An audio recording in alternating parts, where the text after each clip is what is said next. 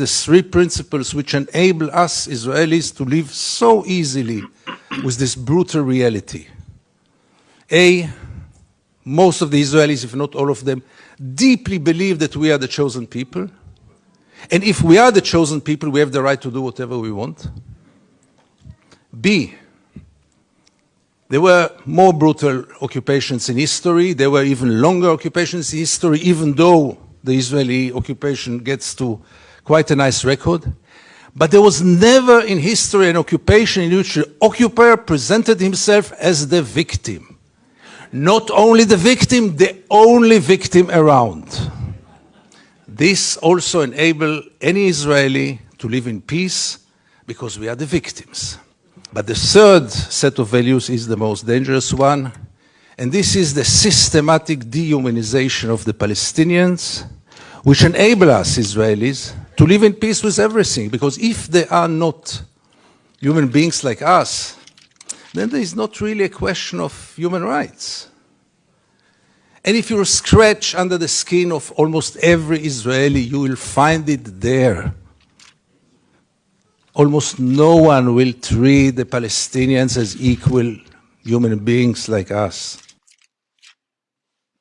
Shalom, Yasharallah. First and foremost, I'd like to give all praise, honor, and infinite glory to Yahweh, Ba'ashim Yahushai, Ba'ashim Rakafadash.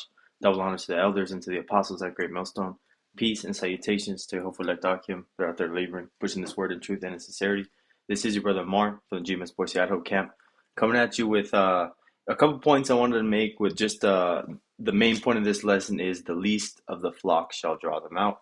As the scripture is saying, we understand that what's going on over there in the so-called Middle East, in the Holy Land, is just a prelude, something that's going to happen before the Big Bang.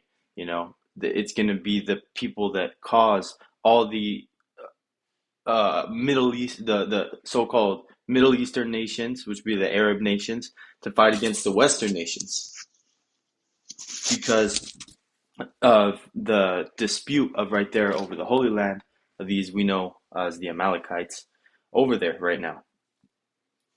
So I want to show you that video because that's the type of point of view that they have on the outside world around them, even though they're the only nation that's so-called white right there.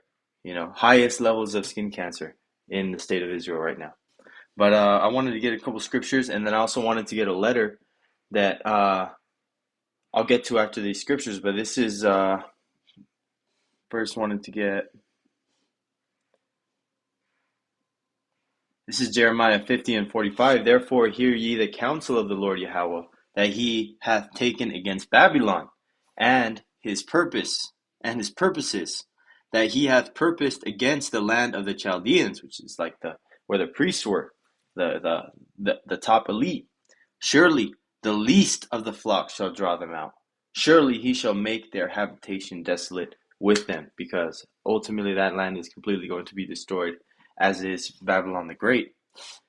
And you know, this is something that they're in their elite, in their small circle of people that they have as their so-called in touch with the left-hand energy. I'm trying to choose my words right. But this is most brothers, most Akim should know. This is a letter written by Albert Pike, and I just wanted to get a section of this letter that's talking about what this is. This is a letter written by U.S. Confederate officer, which was also a 33-degree Mason. 150 years ago, predicted first 2 world wars and said the third would be between Islamic leaders and the West. But is it just a hoax? And obviously they are, and this was back in 2016. This letter has been around. It's been talked about from the brothers for quite a while. But the section of the letter I wanted to get was right here. So beginning from right here to here, this highlighted section. This is finally, the letter states, a third world war will occur between the political Zionists and the leaders of the Islamic world. The war, end quote, the war must be conducted in such a way that the Islam, the Muslim Arabic world, and political Zionism, the state of Israel, mutually destroy each other. Meanwhile, the other nations, once more divided on this issue, will be constrained to fight to the point of complete physical, moral, spiritual, and economical exhaustion. So to the point where they have nothing left, nothing else to give, you know. And that was just, a letter written by, one of these highest level 33-degree masons that you can get. So it matches up with the scriptures. These guys know what they're saying, on the left-handed side, because they're getting the scoop per se, you know. But you also have to realize that the scriptures talk about all of this before. And this is Job, because he's the base man, he's the lowest of the low. The least of the flock is the lowest of the low. So this is, oh man, I believe it's Job 30 and 4. Yep, 30 and 8. This is Job 30 and 8. They were children of fools, yea, children of base men. They were viler than the earth, going into the least of the flock, the lowest of the low. Going into Esau, Edom is that person that is going to be the one to bring out the wickedness that's going to pop World War III off, by doing his genocide, so-called, that's going on over there in the GAZA, just to muster up the anger, to bring in more powerful Arab nations that actually have big armies that can do something about it, and then the other big armies of the Western armies have to come in and protect their allies. It's a snowball effect, and the world as is already with tension. This is the scriptures that you really have to not look over, because this is I want to bring this out, because they're watching what the prophets are doing, and they're understanding that their time is short, man. They can't have this great awakening that's going on throughout the nation of Israel. And they're watching you with a very close eye. So that's why it's very imperative to get this information while you can. It's like, yeah, I'm getting a little under the weather, but this is Psalms 37 and 32. 37 and 32.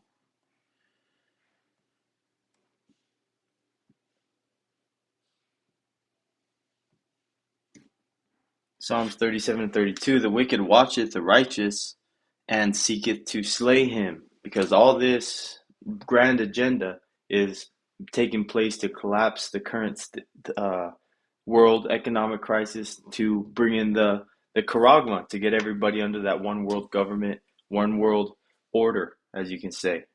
The new world order that they're trying to bring, that Tower of Babylon spirit, and this is just one of those other prophecies that are going to happen.